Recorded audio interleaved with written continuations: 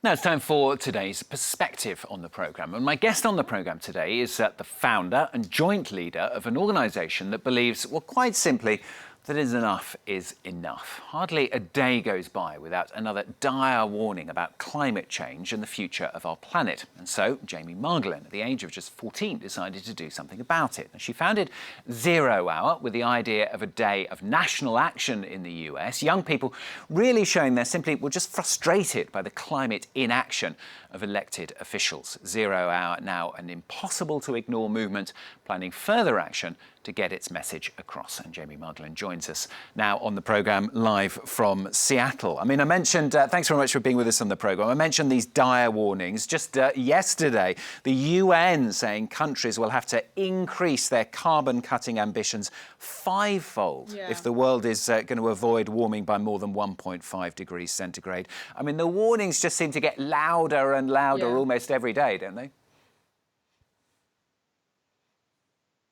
They do, and they are, and that's really why Zero Hour is saying that this is Zero Hour to act on climate change, because we are in a dire existential emergency. And the truth is if we don't treat this like the emergency that it is, nothing else is going to matter. No one is going to, everything that we work for, everything that we love, everything that we as people hold dear in our culture, it's not going to matter and it's not going to survive. And so that sounds dire and it sounds like an exaggeration, but it's true.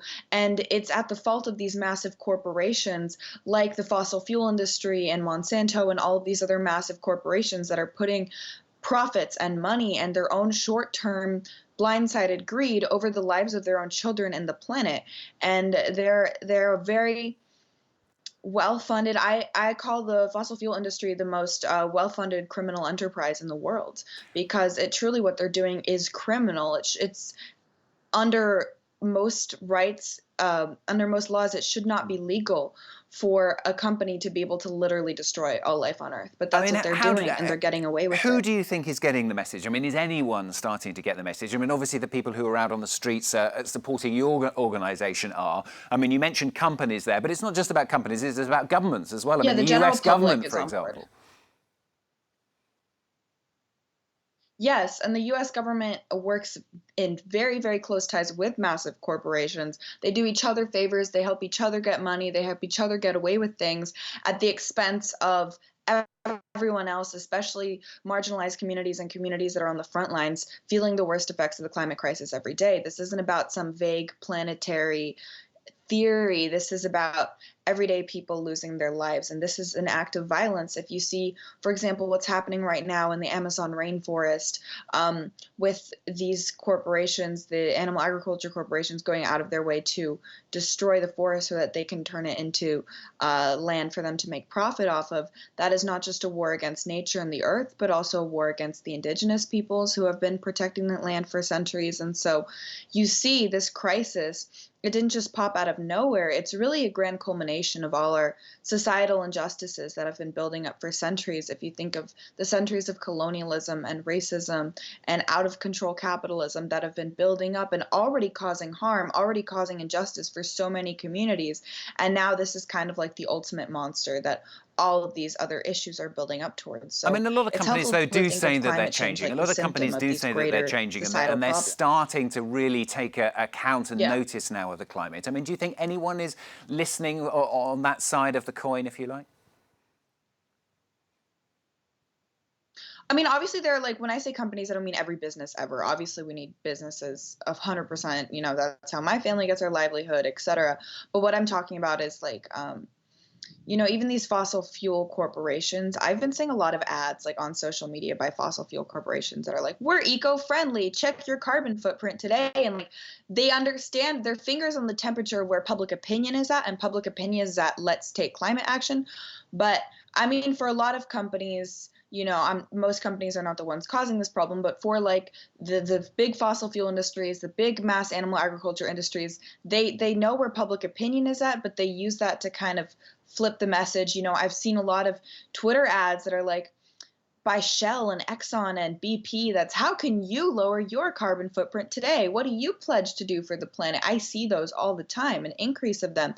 And it's like they're dumping millions of gallons of oil and extracting and causing the main problem. But then it's kind of playing a mind trick on people, saying, no, it's your fault. You need to recycle more. You need to take more actions in your own personal life. And those kinds of things are very clever PR strategies by these corporations to victim blame the people who really are just trying to get by into thinking that it's our fault. When And in let's talk reality, about what we need ordinary is people as well. I systematic mean, do you change and think that holding these ordinary companies people accountable. are starting to get the message? I mean, do you think people are recycling more than they ever did? And is that part of the effort as well?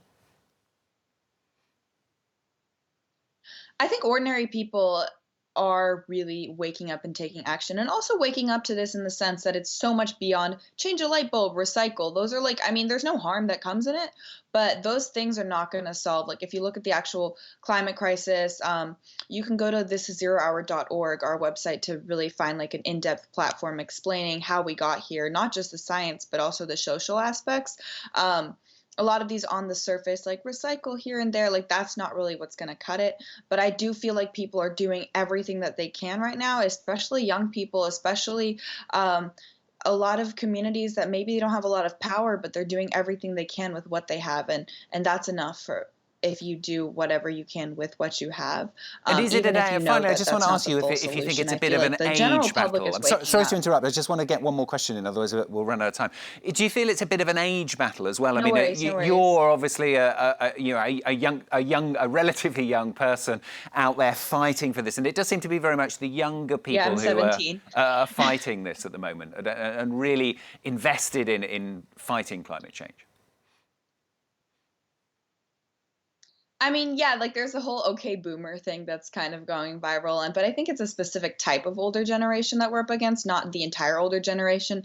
It's not about young versus old. It's about people who care for life on Earth and people who don't. Because, for example, like if you think about it, like what about our Indigenous elders who have been doing this work for climate justice before I was even born, before climate science was even out, but they still knew that there was harm being done to the planet and people, and we're still fighting against like colonial extraction. So it's not a fight against them.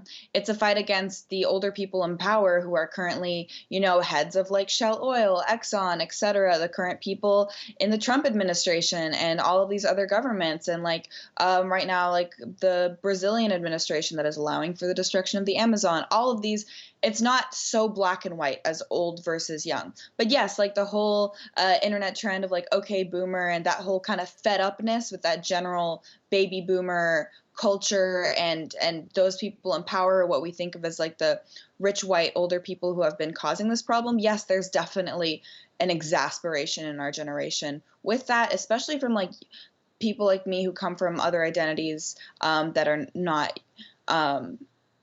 your typical Caucasian white man, et cetera, et cetera. So it's like there's a kind of fed upness with some of them, but this is not a battle of the generations. This is simply young people are stepping up because we have a specific stake in this, but we are standing on the shoulders of the work that like older environmentalists have been doing. Jamie, thanks very much for being with us on the programme today. That's Jamie Margolin joining us now from 0 Hour live from Seattle. Thanks very much.